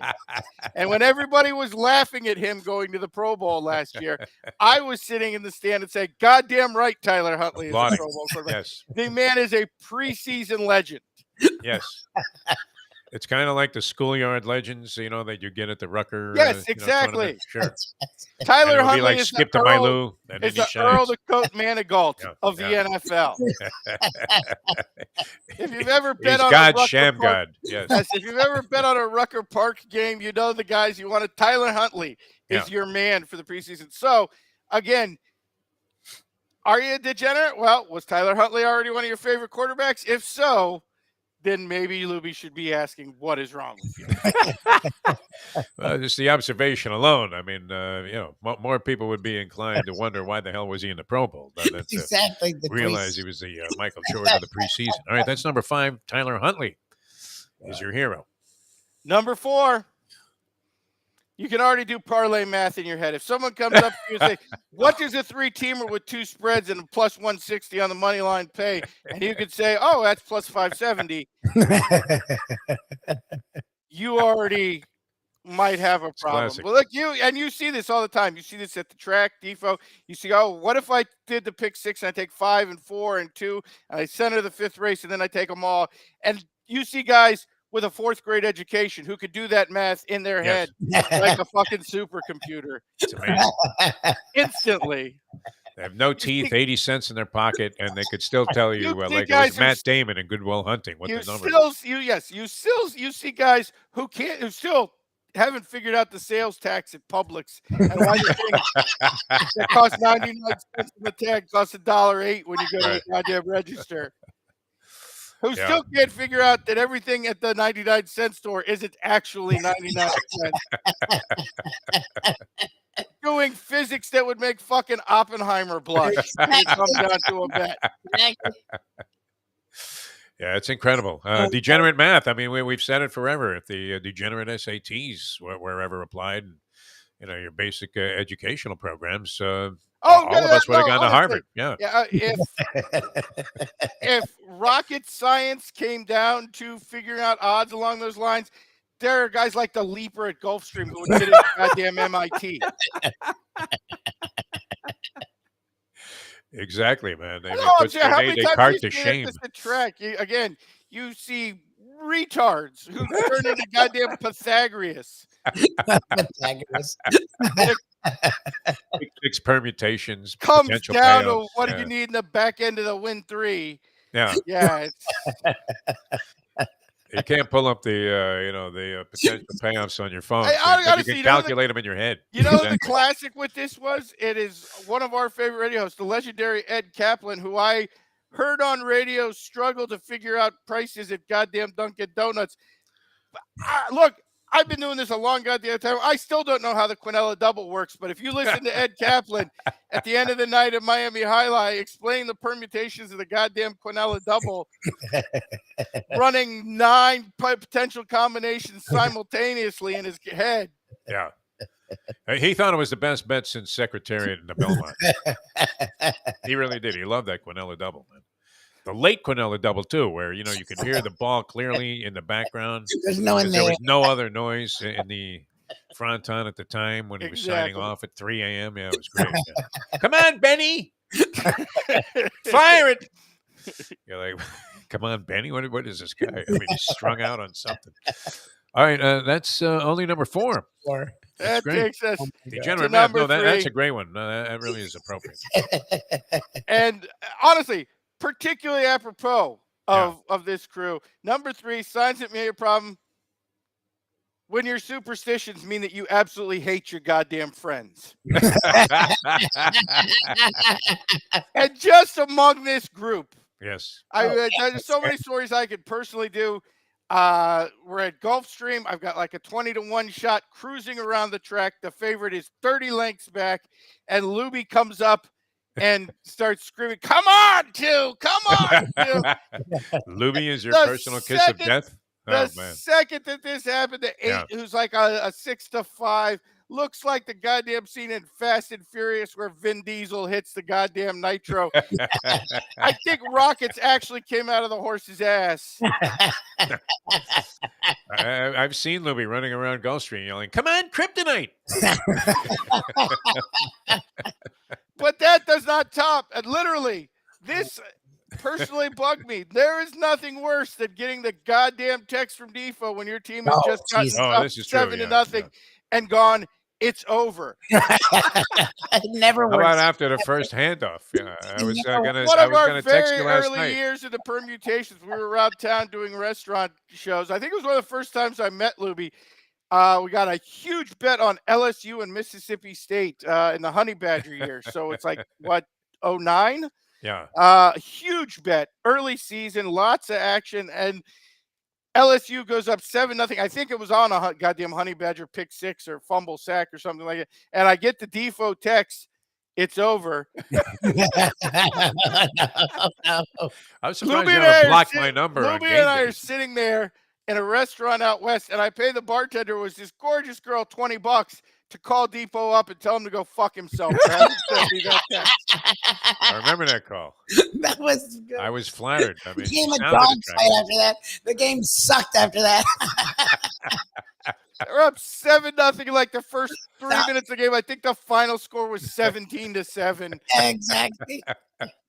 My It's over. goddamn It's over, Defo. Johnny. It's over. It's like, what the fuck? You're supposed to fire back. It's not over. Nothing worse than getting the goddamn Defo. Cody, It's over text. text. Yeah, it's become a running joke at this point, but unfortunately, it still has impact. You're right. It sucks when you're a degenerate gambler that you end up hating all of your friends. That's number 3.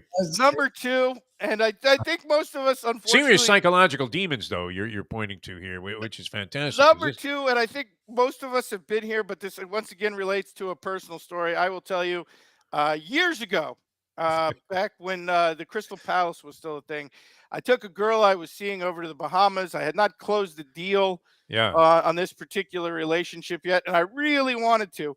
And we go over there in March, right before the tournament is getting ready to start. And this girl, she was so good looking. I really adored her.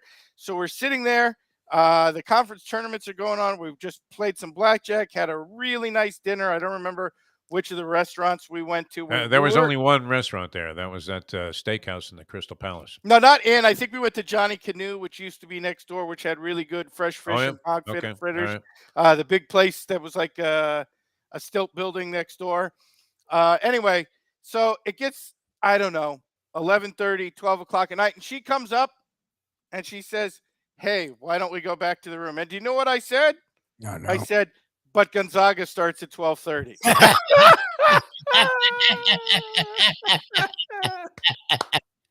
I can't imagine what number 1 could be because I don't know if you can top that. That's so a sign that you're a degenerate. Yeah, one more race, sweetheart. And I think every gambler has done this, where you have a story where you did something really stupid that you lived to regret, even if you won the game. You sit there, I didn't actually have to watch the goddamn Gonzaga Pepperdine game. I could have just bet the ticket and gone back up to the goddamn room. But for some reason, in the moment, that never occurs to you. You couldn't have watched it while you were, breaking her maiden for the first time. I mean, the sportsbook had like a 40-foot TV. What are you going to do? You're not going to walk away from that. I go back to the room and hope you get some other channel besides Channel 7 out of Miami. Exactly. It's like if you're not seeing Brian Andrews in a helicopter, you weren't watching TV when you were in Freeport there. That was crazy. Or the Grand Bahama Island, as it's now known. I don't know. I mean, there's still a guy maybe I'm the only one who's done this, but I've done this more than once in my life. The Greek has a story where there was 3 chicks in the room, and he's like, "Leave me alone." Yeah. It was like they're around the 7-yard line. Can't you see I'm watching? Yeah, exactly. What are you talking about? Every guy, especially gamblers, have done that. Are you kidding? Like 30 years after the fact, there's still a guy comes up to me at the Isle Casino, now known as Harris, and says, "I'll never forget the time you were with this like hot babe, and she comes up to you and says, 'Sweetheart, can't we just go home now?'" And you said, "No, one more race." And we're talking about the Jugheads, not even like a thoroughbred race. Okay. I'm hanging around for one more at Yonkers. How pathetic. Yeah. And that takes us to number 1. Yeah. The number 1 sign that maybe you have a problem. And once again, I feel like people who watch the Defo show and can very much, and I know the people who host the Defo show can pretty much relate to this. Yeah. And that is Tuesday nights, starting about late October. If you have a favorite MAC team. Yes. That became, you have a favorite team in the Mid-American Conference. Yes. And your Tuesday nights are devoted to football in Toledo, played in driving blizzards in October. Yes. For those who haven't been following the Defo show for years and years, way back in the Chandler Harnish era of Northern Illinois. Northern Illinois was our team. People knew who Chandler Harnish was. Like, I had serious steam on a Northern Illinois Toledo game. I think Northern Illinois was getting 7.5. And Defo says, "Well, why don't we all go out to Fishtails? Because I've got trade dollars at Fishtails." And it was the one, because this is a hard group together. It was the one time everybody showed up. It was Defo and Lubie, and I think maybe Mustang and PC, and everybody was there. So there's like 8 or 10 of us at the goddamn bar. going crazy for the Northern Illinois Toledo game, and everybody else in the bar looking at us like, "What the fuck is wrong with you?" I think it was their pro You jam all night. have a also. yes. There was a band playing, and we were completely ignoring the goddamn band, and everybody We who's were watching the disturbing the band are band. like, "Will you shut up?" I don't Band's give a playing shit. some great music too, and we're like screaming and yelling like maniacs. I don't give a shit that Chandler Hardish just had a 25-yard scramble. And who the fuck is Chandler Harnish? Yeah, exactly. Didn't mean much to that crowd, especially the people that come over from the Galt. Oh my It's God. fantastic. But yes, It became a Tuesday night ritual. I Every mean, week. 100. Yes, again, Yes. if you have a favorite team in the Mid-American Conference, if you have been out with your friends in South Florida watching the Northern Illinois game, Yes. you might get that look from your other friends, the ones who don't understand. It's kind of like, when you're so desperate that you're betting Northfield, the harness track, which I'm not even sure exactly where it is, but it's as crooked as they come. I met the owner of the place once, and he was giving me the winner of every race. It was great. Yeah, look, if you've gotten in a fight in a bar over Bowling Green football, Yes. When you're being there might be shushed. an issue. Yes, exactly. Watching a MAC game. No, but you were on to that. I mean, that was one of your brilliant, I mean, part of being a good degenerate and being, I hate to put these two words together for most of our audience and myself included, a successful gambler, is to spot something before it gets into vote. Yep. And before the bookies make the adjustment. And you did, man. You hit that over in all these MAC games. Yeah, they were As a matter of routine. It was great. I mean, every week we were scoring. Yeah, again, I love action. That's fantastic. I don't shy away from any of these. I completely embody all five spots on this board. I have them all. I qualify in every category. Professor. Top 5 signs, or the big board of signs that you are a degenerate gambler in light of people who were in action yesterday in the Hall of Fame game. Brilliant as always, my friend. Brilliant You guys as have always. a great one. Yeah, definitely part of the self-help campaign that we're kicking off here on the program, as Lubie is going to constantly post the number 888-ADMIT. Yes, if you need help, back up. Don't hesitate to give either Lubie or me or the professor a call. We can help you. And we're the people you want to call. Here's a guy telling you bet Port Adelaide. Had the over and all. Power a good play. Like Did you parlay that? Over in Port Adelaide? Of course not. I don't do that. That's you. See, that's me, how yes. people get sick, is with like, oh, Fueled by one winner's not self-sabotage. enough. I have to have 4. And if I don't have 4, I'd rather lose my money. It's a sad day. All right. Thanks, Professor. Always a pleasure, my friend. Brilliant. You have a great one, guys. On many, many fronts there.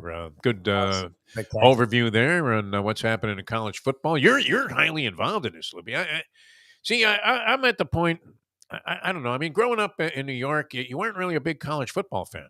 I know. It wasn't until I moved to Los Angeles that I really got, I watched college football and I followed it when I was a kid. And, obviously in attending college, although Syracuse University had dropped off to the point where you really weren't a maniac, for anything that was going on there. I mean, I got there the year after Zonka, if you can imagine. Oh, wow. Oh, jeez. And Ben Schwartzwalder was a senile old fool at that point. I hate to say it. People had to remind him, you can pass the ball, Ben. It's legal. I mean, the guy had a run leading up to Zonka, 5 of the greatest running backs that ever carried a football in their lifetime, anywhere, at any level. Yes. Unbelievable, right? Jim Nance, Ernie Davis, Floyd Little. Yes, all were Heisman candidates or Heisman Jim winners. Brown. Yes. And Zonka. Yep. And they were like in succession, weren't they? Ernie Davis, right? Yes. They went straight in a row. It was unbelievable. Ridiculous. Yep. Yeah. And then all of a sudden now the guy's in an era where they're starting to throw the ball a little bit, and he doesn't know what to do. Here we go. Syracuse facing a 4th and 21 from the shadow of their own goal line, and transition goes back. Oh, he hands it off. It's the old Statue of Liberty play right up the middle there. He's shellacked at the 2. Like, what the fuck? This is Penn State. You have no chance to beat them, and this is what you're going to do? Come on, Ben. Snap out of it. I don't know if he lived. Did he live long after his coaching tenure was over, or did he die on the sidelines there with Ben Schwartzwalder? Do you remember this guy? I've never heard of him. The name is like sort of a fabled one, and it's kind of an oddball name because was he a Jew? What was the deal with Ben Schwartzwalder? Jewish. Like, how is that not? How is Schwartzwalder not Jewish? It either sounds Jewish or very not Jewish, if you know what I mean. When did he die? Yeah, Schwartzwalder. When did he check out there? Wow, he died in '93. Oh, okay. So he was around for a long time there. But when did he stop coaching at the Qs? Let's see. I want to say it was. He lived 20 years, so I guess it wasn't everything for him because he stopped coaching in 1973. Right, 73. Yes, yeah. which was my last year there. Of course. That was it. I used to see him around the athletic facility, believe it or not, since I was kind of hanging around there. And yeah, I mean, it was great. They only had one team physician for the entire university, and he was very much like the ring physician, Dr. Bernhard Schwartz from the Olympic Auditorium, where he had a stethoscope and he would see and even if you had only the slightest murmur of a heartbeat, he would send you out there for one more round. Who was the other guy? Flip Omansky. I was blanking on that name. Remember Flip Omansky was always a ring physician in Las Vegas? And they'd be carrying a guy out on a stretcher, and he'd be calling him back. One more round. No. He's good to go. No problem whatsoever. All right, we have Mike Mayo, the Gambling Gourmet, coming up. He should be. Oh, look at him. He's already good job. Chowing down there. Oh, he's still eating that sandwich from yesterday. Sandwich and drinking the juice. Drinking the juice. Like literally, it's a big cup too, so you could literally fit the sandwich in the juice. Yes, you could squish it in there. Drinks it to make it more gross. This is leftover. You know what's surprising? I know we went out to dinner last night, but that he actually has that left over. I'm amazed by that. Exactly. He actually didn't eat it in between meals. Good job. It's a little snack there. I know he'll be chowing down at Gulfstream. All right, Mike Mayo, the Gambling Gourmet, coming up here in just a minute. He's already in fine form. Now that. The time. It's 8:41.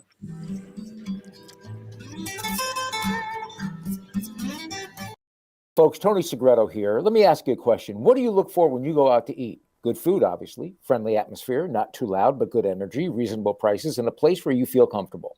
All those ingredients, no pun meant there, are hard to find unless you're talking about the Texas Roadhouse.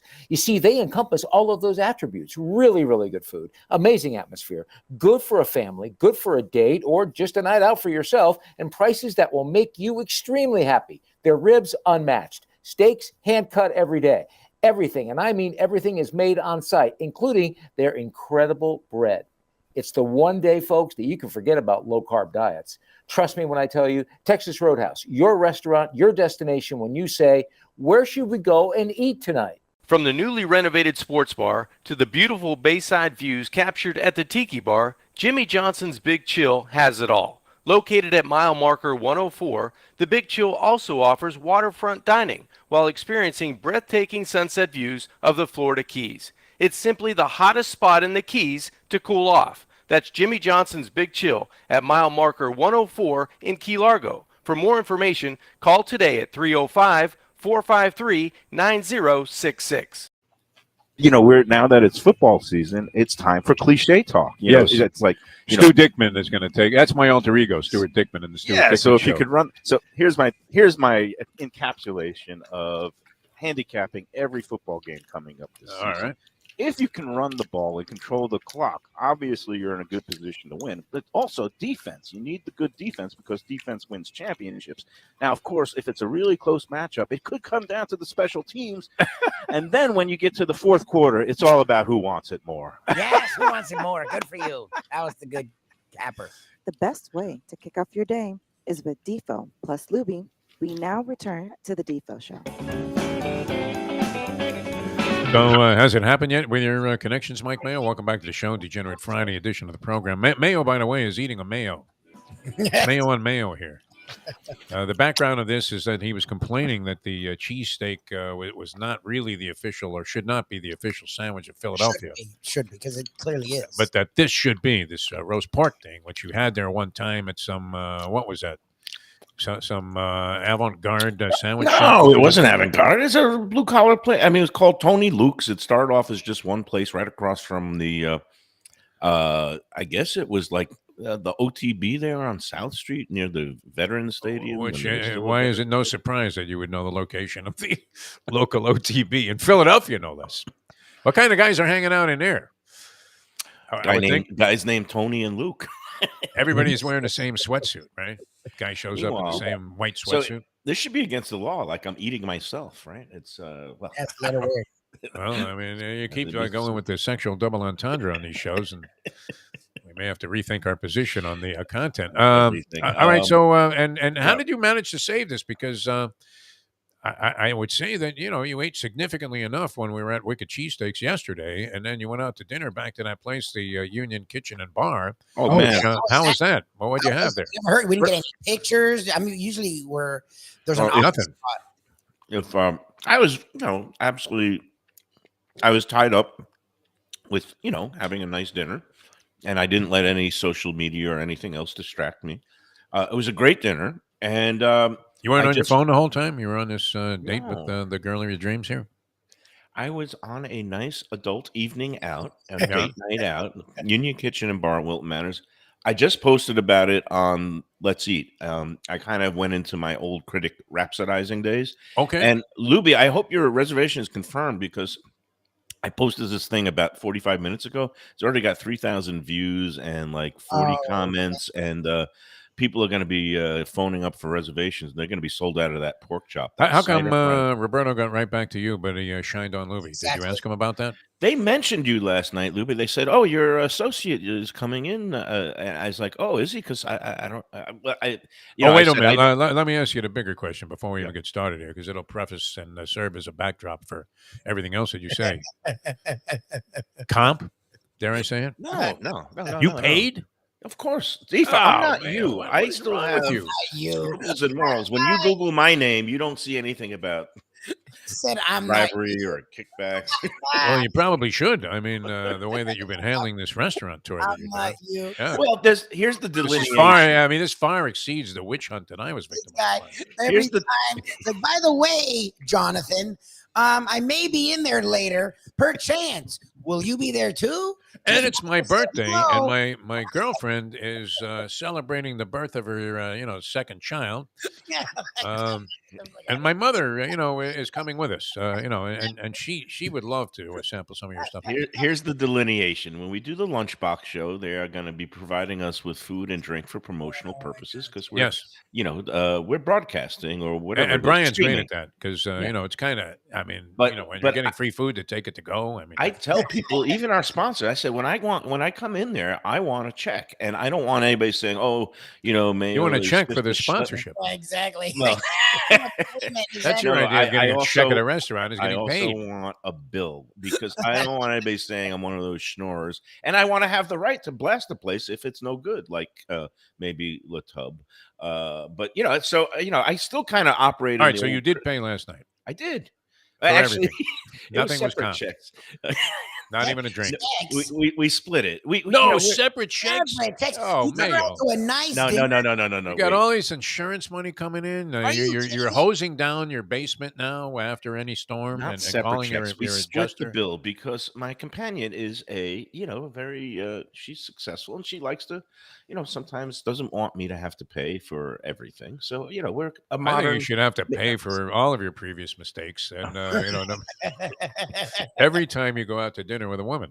I'm in a more modern relationship, which I think is great. And sometimes 2 credit cards, or did you have cash on you? 2 credit cards. I did have cash, but I had to save the cash for Gulfstream. Yeah, that's right. You're going to the track. We're going to the track. All right. So what was your review? It sounds like it's favorable. It sounds like it's going to be favorable. I want to know what we ordered. You wouldn't have brought it up if it sucked. What was the The restaurant. No, it's great. So I posted on Let's Eat just a short while ago. So I missed the beginning of the show today. But I wrote, like what I said on the show, and it was all confirmed yesterday. The full experience, the vibe, the food, the service, the wine. Oh my God, Roberto, they have great wine lists there. Usually you go to a restaurant and if you say, you point to a couple different ones. I don't know what I want. I want something a little different. And one of the ones I pointed to was a $91 bottle, which for that place is pricey. And Roberto suggested, hey, you might want to try this one. It was a $42 bottle of Spanish Red. It was a different kind of grape called the Bobal, and it was fantastic. And he decanted it, And just so, like I suspected the other day on the lunchbox, this is a place where if I was still reviewing formally for the Sun Sentinel, this would get top flight 4-star consideration. Oh, wow. It is one of the best 4-star, wow. restaurants in Broward right now, and it has Nice. everything that I love. And I And went you had hog. never been there before, that luncheon we had there. That's not true. he's No, been no. there Oh, you had been? Okay. Yeah, Oh, I've that's been right. there. You were there when they first opened. Yeah, like 2 months after they first opened. I think I went in a couple of times. And back then it was, a newer restaurant that was finding its footing both in the kitchen and, in other areas. But now it has hit full stride and it is at peak form. And yesterday I said, I went hog wild because not only did I have my pork sandwich from Wicked Cheesesteaks, I went for dinner. We did a full-on pork trifecta for dinner. We had I had to try the ragu. pork belly tacos to start. Oh, how were those? Those sound so good. Fucking fantastic. I don't usually curse on the lunchbox show, but they were great because sometimes you get pork belly and it's kind of like the fatty and gelatinous and soft, but this was crispy chunks of pork in really fresh made corn tortillas. And usually I don't like the corn tortillas because the flavor, but this was great because you can tell Christy is like, she knows what she's doing and it perfect compliment. Well, you with crispy, I mean, they could put like Ritz crackers on the thing. And I you would said be all right. Christy knows what she's doing, and Oh, she made Christy, it yeah. crispy, Pork but it belly also crispy, good. You want it had pickled onions and this kind of a green, like a salsa verde with a little bit of a basil, garlic, and peppers sauce, and then also some micro cilantro. So those pork belly tacos are great. Then we had the How much pappardelle. coming in order? How much coming in order? Oh, the tacos, 3 of them in an order for $15, which I paid for. I don't care about the price. I just wanted to know how many coming in order. And 3 to an order, and then the pork ragu, which is of course like a shredded pork, like a tomato red sauce over the fresh house made pasta, the pappardelle, which is a wide flat noodle, as you know, Defo. I was just thinking, I could take a bowl of pappardelle. All right, so you pork. And then we had the pork basically. chop, and then Yeah. we had that cider brine pork chop. So we did pork, and the waiter, to his credit, sense of humor, because we ordered the bread pudding. And he was like, "Well, I'm sorry, it doesn't come with any pork, but I could crumble some bacon over it." Said, "Yeah, crumble a little bit of bacon bits." He had you pegged as a schnook, ordering 3 pork dishes in the place. No, Mr. it Variety. was a Yeah. theme that my companion not only like. It's not like she begrudgingly went along. She was like, "Yeah, that would be a great, cool thing," and she loved the pork belly taco. I don't know. I have my questions now about this woman. The way this thing is evolving. All right. Were you inclined to send in a little action on the Hall of Fame game? Just to have none an at interest? all. Oh, All I you're not did- a big sports better anyway, so you're the wrong guy to No, ask. all I do is I bet on horses and I bet on, I play poker, and I will not bet. Sometimes I would maybe think about betting on a football game in the regular season. But last night, again, I was ridiculing you guys because you said the Jets and blah, blah, blah, giving 1.5. I said, the Jets are going to lose, and they did. But I also said, if you like the Jets. And they're already deeming the Aaron Rodgers acquisition a mistake in the New York Post. That's it. Headlines. They can't get out of their own way, the Jets. It's over, and they should start thinking about being sellers at the deadline. Yes, he's brought down the whole room. No, but I did tell you that, if you like the Jets, just bet them in the first quarter of the first half. And they did cover for the first quarter in the first half. They were up. There you go. 16-7 at halftime, right? Only to deflate their fans later on. And you say you've been to games in Green Bay? Yes. Green Bay. Oh, wow, really? Because we were thinking, I've never seen a guy look happier than Aaron Rodgers, honestly. I don't know. I've been to Green Bay. Even Pee Wee Herman on Pee Wee's Playroom didn't look as happy as Rodgers does right now on the sidelines. And, you're thinking he got out of Green Bay, but was there anywhere to eat in Green Bay? You'd have some Did like Nitschke have a sports bar or something? Cheese curds and some bratwurst. Green Bay is a very small town, and it's a kind of, I would call it like a heartland town. Is there a restaurant there? Well, yeah, there's restaurants, but back when I went, there was also an Indian casino, so that's where I ate that Well, night. yeah, okay. It was So how about was the a food there? 60-mile How did it compare drive. to the dog track or wherever you're going lately? I can't even remember, but it was so it was a gloomy like early December. It wasn't completely snowing, but it was pretty cold.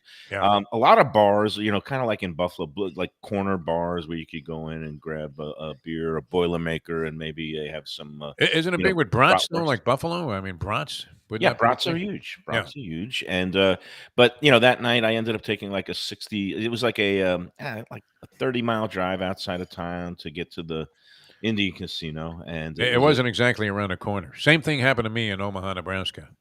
Yeah. When we went to the Native American Casino, as it would be properly called now. But yeah, Sonny Hirsch dragged me out there. Oh yeah, And sure. I will Kicking never and forget. screaming. I will never forget. I Dragged me out had there. driven into what I thought was just complete oblivion. We're in some cornfield somewhere outside of Omaha. And then finally, there's a neon sign, honestly, and it had Rod Serling on it, and it said "Casino that way," Oh, like Jesus. an arrow, And you're entering with no violation. mileage, destination, that type of thing. You just knew you had to drive further into the wilderness to find this place, and we did. This one was a tribal casino. I don't remember much about it. It had blackjack, and I just, it was a choice of doing that for the evening or basically watching them fry little balls of cheese, and they call it the cheese curds. Yeah, yeah. What is the use? I have a friend that actually made a fortune in a cheese curd business there in Wisconsin, and now has a place down here, and very very festive place. What do you do with cheese curds? What the hell are they good for? Like Mayo, Mr. Food. Eat them. Do people do more than eat them? Like, do they make You know the sandwiches? difference between the cheese curds and the poutine, which has like French fries with cheese curds on top. Gravy. That's why It's not a direction I normally go in my No. culinary endeavors. you'll die. It's a lot. Yeah, it's Does anybody have them here? I mean, is there a cheese curd place where you Well, go, wow? Clover's has cheese curds, but I don't really Yes, like Culver's has cheese curds, and then there is poutine around at the Dairy Bell near me in Dania, and that new restaurant that opened up on Las Olas. That's a Canadian place, and the name escapes me right now, but they have, I think, poutine and cheese curds on the menu too. All right, so it doesn't sound like something you're going to go out of your way to have. No, I'm never going to go eat there ever. I'm trying to avoid those Las Olas chain places now. Well, what about what is the Voodoo Cafe or whatever that is? The place it's a that new. It's a new. That's new. restaurant. That wasn't the joint that Bo Camper had. Had No. the New Orleans theme. Where's that? No. At? Is That that one's finished? defunct. Yeah, that was the Kaputski? balcony. The balcony, I think, still exists, but they got rid of it. You know what? I'm not even sure if the balcony is still serving food or if it's gone to. Actually, I think they call it Bo's Pub now. Yeah. Oh yeah. And actually, it says Bo's Pub is temporarily closed, so that whole complex, it looks like, is gone. So Shut down, huh? but the other new one, the Voodoo Bayou, it opened up a little bit further east or no west on Las Olas, but it's also like a mini chain now. They had one up in Palm Beach Gardens, and it also has the Southern Louisiana Creole Cajun cooking. I don't know how it rates compared to our friend Tom T, and he's gonna be- Probably unfavorably, I would imagine. well, every place I've gone Yeah. so far that's tried to attempt to do this kind of cooking, it kind of misses the mark, and Tom T hits it every time. So yeah, if you Tom T is like walking into a bar on Bourbon Street. It really is. And, you're thinking, how is it that they could have stuff this good in every stinking place here? It's amazing. yeah, he is a truly talented chef. Although let me backtrack a little bit because Shuck and Dive in Fort Lauderdale, they do a Great capable job. job. Good, yeah, no, they're They, good. they do well, but some of the newer entries into the field, and again, I have not tried this Voodoo Bayou yet. All right.